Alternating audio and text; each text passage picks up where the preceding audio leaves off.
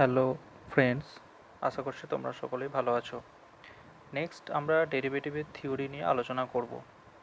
তো ডেরিভেটিভের থিওরি জানার আগে অবশ্যই তাকে লিমিট কোয়ান্টিটি স্বচ্ছ একটা ধারণা থাকতে হবে।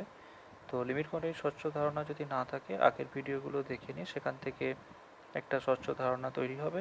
তারপর ডেরিভেটিভ সম্পর্কে এই ভিডিওটা যেটা বানানো আছে সেটা দেখা হোক। তবে ডেরিভেটিভটা ফার্স্টে থিওরি আলোচনা করা হবে কমপ্লিট, তারপর কিছু ম্যাথস বা প্রবলেম সলিউশনের মাধ্যমে আমরা ডেরিভেটিভের চ্যাপ্টার শেষ করব। তো সময় নষ্ট না করে শুরু করা যাক। তো ডেরিভেটিভের চ্যাপ্টারটাকে দুটো পার্টে ভাগ করা আছে, একটা ডেরিভেটিভ ওয়ান, একটা ডেরিভেটিভ টু।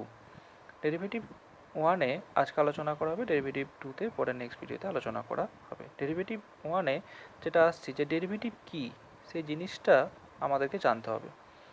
আমরা ফার্স্টেই নততল ব্যাপারটা নিয়ে ছোট ক্লাসে পড়া হয়েছে, যেমন 11-12 না পড়লে আমরা যদি 9-10-এর দিকে চলে যাই, ভৌত বিজ্ঞানে মানে একটা লরিতে মাল লোড করা হবে, সেটা পাটা রাখা হয়, পাটার উপর দিয়ে ওঠানামা করা, সেই পাটাটা কত ডিগ্রি অ্যাঙ্গেলে রাখা হবে, সেই যে অ্যাঙ্গেলটা সেটাকে আমরা নত জিনিসটা বলা হয় তাকে। তো সেটা হচ্ছে ট্যান থিটা, আমরা যখন আবার পরে ফিউচারে শিখি ট্যান থিটা, সেটাই হচ্ছে ডেরিভেটিভ।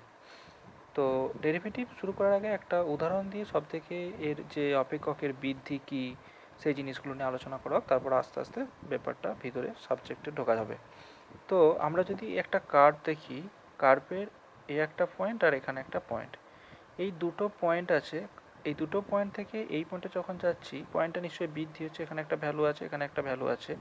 তো যখন ডেরিভেটিভটা করি তখন এই দুটো পয়েন্টকে খুব কাছে, মানে এই পয়েন্টটা আর এই পয়েন্টটা তো দুটো দেখাচ্ছে, সেই দুটো পয়েন্ট কোয়েনসাইড করলে আরও কাছে মানটা হয়ে যাচ্ছে। এভাবে আমরা অপেক্ষকের বৃদ্ধি ব্যাপারটা করাই থাকে, এবং এই যে মানটা পেয়ে থাকি এক্স অ্যাক্সিসের সঙ্গে কত কোণ করে থাকে, সেটাই অ্যাকচুয়ালি ডেরিভেটিভের ব্যাপার বা ডেরিভেটিভ জিনিসটা। পরে আমরা যখন আস্তে আস্তে সাবজেক্টের মধ্যে বা ডেরিভেটিভ সম্পর্কে ঢুকবো তখন সেভাবে বুঝতে পারবো। তো একটা উদাহরণ নিয়ে শুরু করা যাক, তবে ভালোটা বোঝা যাবে। যেমন ওয়াই সমান এফ এক্স, একটা উদাহরণ নিচ্ছি 2x+1। এক্সের প্রারম্ভিক মান 2 নিয়েছি আর এক্সের বৃদ্ধি নিয়েছি 0.1 হলে ওয়াইয়ের বৃদ্ধির মান নির্ণয় করতে হবে। তাহলে এফ এক্স সমান যেটা দেওয়া আছে 2x+1, এটাই হচ্ছে যে অ্যাকচুয়ালি ওয়াই। তাহলে এক্সের অন্তিম মান তখন কত, 0.1। তাহলে এক্সের প্রারম্ভিক মান 2 এর অনুরূপে ওয়াইয়ের মান কত হবে, মানটা বসাবো 2, এই যে ওয়াইয়ের জায়গায় 2x+1-এ। তাহলে 2x+1-এ বসালে 2 × 2+1 মানে কত হলো 5। এরপর এক্সের অন্তিম মান কত, 0.2.01। তাহলে ওয়াইয়ের সেজন্য মান কত হবে, এক্সের জায়গায় মানটা বসাবো 2 × 2.01, 5.02। তাহলে ওয়াইয়ের বৃদ্ধি হলো 5.02 - 5, 0.02। হচ্ছে সামথিং একটা খুব বৃদ্ধি হচ্ছে। তাহলে আমরা বলতে পারি যে ওয়াইয়ের বৃদ্ধি যেটা পেয়াচ্ছি সেটা কি না, ওয়াইয়ের অন্তিম মান মানে এক্সের মান বসে যেটা ওয়াইয়ের মান পাচ্ছি, আর ওয়াইয়ের প্রারম্ভিক মান। সেই ওয়াইয়ের অন্তিম মানকে আমরা লিখে থাকি Y plus delta Y. Delta ওয়াইটা কি না, এক্সের বৃদ্ধিকে আমরা ডেল্টা এক্স অর এইচ দিয়ে ইন্ডিকেট করে থাকি। এই ডেল্টা এক্সের বৃদ্ধির জন্য ওয়াইয়ের যে বৃদ্ধি হয়ে থাকে সেটাকে বলা হয়ে থাকে ডেল্টা ওয়াই। তাই যে ডেল্টা ওয়াই সমান কি লিখেছি, y plus delta y minus y. তাহলে ওয়াই ওয়াই কেটে গেলে ডেল্টা ওয়াই, এদিকেও ডেল্টা ওয়াই, এদিকে ডেল্টা ওয়াই। আর এই ডেল্টা প্রতীক দ্বারা কোনো চলের বৃদ্ধিকে প্রকাশ করা হয়ে থাকে। তাহলে ডেল্টা ওয়াই সমান এই ওয়াই প্লাস ডেল্টা ওয়াই, এটা মানে আবার কি f of x plus delta H. কারণ এই এক্সের জায়গায় এফ এক্স যেটা আমার মান ছিল 2x+1, সেইখানে আমি কি করেছি এক্স প্লাস ডেল্টা এইচ করেছি, মানে x plus delta X minus F of x. তাহলে ডেল্টা এক্সকে আমি কি বললাম, এইচ দিয়ে ইন্ডিকেট করে কখনো, তাহলে F of X minus H minus F X. আর এই ডেল্টা ওয়াইকে কে দিয়ে ইন্ডিকেট করা হচ্ছে। তাহলে এখানে এক্স এর বৃদ্ধিকে এইচ ও ওয়াই এর বৃদ্ধিকে কে প্রতীক দ্বারা সূচিত করা হয়েছে। এরপর আসছি অন্তর্কলজ। না, এক্স এর বৃদ্ধি হচ্ছে ডেল্টা এক্স বা এইচ, যেখানে ডেল্টা এক্স ধনাত্মক বা ঋণাত্মক হয়, কিন্তু ডেল্টা এক্স কখনো নেগেটিভ নয়।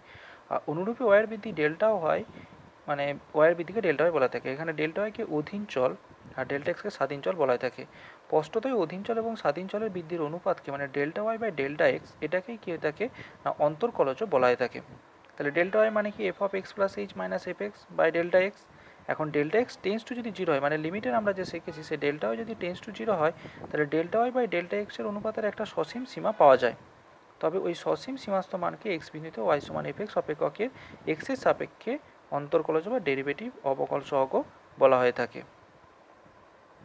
ইহাকে এফ ড্যাশ এক্স বা ডিওয়াই ডিএক্স দ্বারা প্রকাশ করা হয়ে থাকে। তাহলে ডিওয়াই ডিএক্স সমান কি, limit delta x tends to zero D Y del Y by del X সমান limit delta x tends to zero F of x plus delta X minus F of X by delta X. তাহলে F of x plus H minus F x by H. তাহলে দোষটুকু কিছু point আমাদেরকে মনে রাখতে হবে, যেমন A lesser equals to X lesser equals to B বিস্তারের অন্তর্গত প্রত্যেক বিন্দুতে এফএক্সের অন্তর্কলজ থাকলে এফএক্সের অপেক্ষক ওই বিন্দুতে অন্তর্কলনযোগ্য বা ডিফারেন্সিয়েবল হবে। নেক্সট, ডান পক্ষের অন্তর্কলজ অর্থাৎ রাইট হ্যান্ড ডেরিভেটিভ আর এফ ড্যাশ এ দ্বারা যেটা সূচিত করা হয়, অথবা এফ ড্যাশ এ প্লাস, সেটা কি থাকে limit H tends to zero plus f of f x plus h f of x plus H minus F x by h, এর একটা সসীম মান থাকবে, এবং ইহা যদি এল এফ ড্যাশ এক্স অর্থাৎ left hand derivative f dash a minus এর সঙ্গে সমান হয়, অর্থাৎ h tends to zero minus করে যে মানটা পাবো f of x plus H minus F x by H, এই মানের সহিত সমান হলে তখন বলা হবে এফ এক্স অপেক্ষকের অন্তর্কলজ নির্ণয় করা যাবে। এরপর আমরা কতগুলো আদর্শ অপেক্ষক অর্থাৎ স্ট্যান্ডার্ড অপেক্ষকের অন্তর্কলজ আমরা নিয়ে আলোচনা করব। স্ট্যান্ডার্ড অপেক্ষকের অন্তর্কলজ বলতে যেমন প্রথমে একটা কনস্ট্যান্টের যে আমরা যদি ডেরিভেটিভ করি তার মান জিরো হবে, সেখানে সি হচ্ছে ধ্রুবক, যেমন ডিডি এক্স অফ সিক্স সমান zero, D D x of X to the power N সমান কী হয়ে থাকে, এনটা নিচে নামে X to the power N minus one ঘাত কমে, এন হচ্ছে মূলত সংখ্যা, যেমন হচ্ছে যে D D x of X to the power ten সমান ten X to the power নাইনে, যেটা এখানে নামলো, আর X to the power ten minus one, D D x of E to the power x সমান e to the power x হয়ে থাকে, কিন্তু d d x of E to the power M x যদি হয় m into E to the power M x হয়ে থাকে। তাহলে এই যে আমরা m into E to the power M x পাচ্ছি, মানে ই টু দি পার এক্সের জন্য e to the power x হচ্ছে, এম এর জন্য আবার একটা সামনে এম গুণ হচ্ছে, সেটা আমরা দেখবো প্রমাণের মাধ্যমে।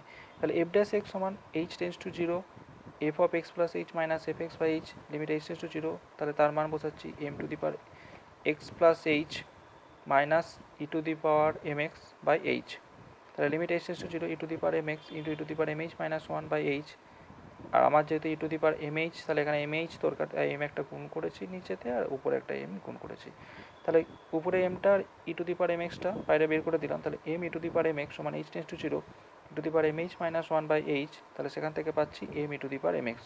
প্রুফ হলো, যেমন এক্সাম্পল যদি আমি নিই যে D D x of E to the power minus two X সমান minus two E to the power minus two X, এরপর D D x of A to the power X log E base A greater than zero, যখন A to the power M X হবে তাহলে M A to the power M X log E base A, মানে বেসে ই থাকবে এ greater than zero. তাহলে তার একটা উদাহরণ, E to the power three to the power যদি ফাইভ এক্স নেই, তাহলে five three to the power five X log of three.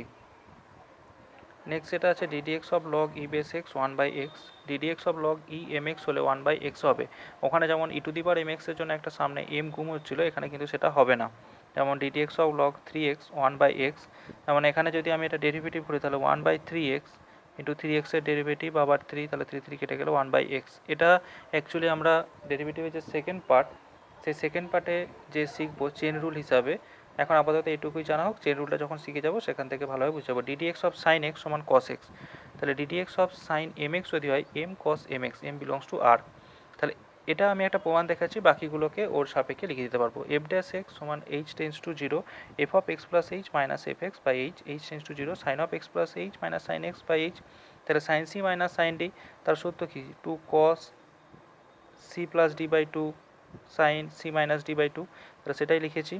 তাহলে sine H by two by H, তাহলে এখানে একটা এই দুইটাকে এইচের নিচে পাঠিয়ে দিলাম, তাহলে এইচ বাই টু, তাহলে এর মান ওয়ান, আর এখানে এইচ টেন্স টু জিরো হলে কস এক্স, তাহলে তার মান হলো কস এক্স। ডিডি এক্স যেমন সাইন ফাইভ এক্স হলে five cos five X, cos five X, এরপর D D x of cos X তার মান হচ্ছে minus sine X, DD X cos M X minus M sine M x, DD x of cos three X সমান minus sine three X, DD x of tan X sec square x, DD x of tan M x M sec square x, DD x of tan four x, example হচ্ছে tan four x সমান four sec square four x, DD x of cot x minus cosec square x, DD x of cot M x m cosec square m x, DD x of sec x tan x, DD x of sec m x m sec x tan x M belongs to R, d d x of cosec x সমান minus cosec x cot x, DD x of cosec M X সমান minus M cosec X into cot M X. এরপর properties of অন্তর্কলজ derivative অর্থাৎ অন্তর্কলজের ধর্ম যে জিনিসটা সেটা আমরা কিছু জানতে হবে। এক নম্বর হচ্ছে যদি কোনো অপেক্ষক অর্থাৎ ওয়াই সমান এফ এক্স তার সংজ্ঞার অঞ্চলে কোনো বিন্দুতে অন্তর্কলনযোগ্য হয়, তবে ওই অপেক্ষক উক্ত বিন্দুতে সন্তত হবে, মানে ডেরিভেটিভ এক্সিস্ট করলে তার কন্টিনিউটি থাকবে, কিন্তু বিপরীতটা সত্য নয়, মানে কন্টিনিউটি হলেই যে সমস্ত ফাংশনগুলো ডেরিভেটিভ থাকবে এটা বলতে পারি না। তার একটা উদাহরণ নিয়ে যদি দেখি, এফ এক্স সমান mod of X minus one, x সমান ওয়ান বিন্দুতে অপেক্ষকটা সন্তত কিন্তু অন্তর্কলনযোগ্য নয়। লিমিট কন্টিনিউতে যেমন আমরা কিছু প্রপার্টিস পড়েছিলাম যে F x plus g x limit এক্সটেন্স two এ হলে তখন ডিফারেন্স পার্টে ব্রেক করে, সেরকম এফ এক্স এবং জি এক্স দুটি অবকলনযোগ্য অপেক্ষক হয়, তাহলে d d x of f x plus minus g x সমান d d x of f x plus minus d d x of g x. D d x of f x into g x তখন f x into d x g x plus g x into d d x of f x, অর্থাৎ একটা function থাকবে constant হিসেবে ধরা হবে আর অপর function derivative হবে। আবার যেটা করা হয়েছে তার উল্টোটা, একটা ফাংশনকে ধরা হবে তার অপর ফাংশনটা ডেরিভেটিভ করা হবে।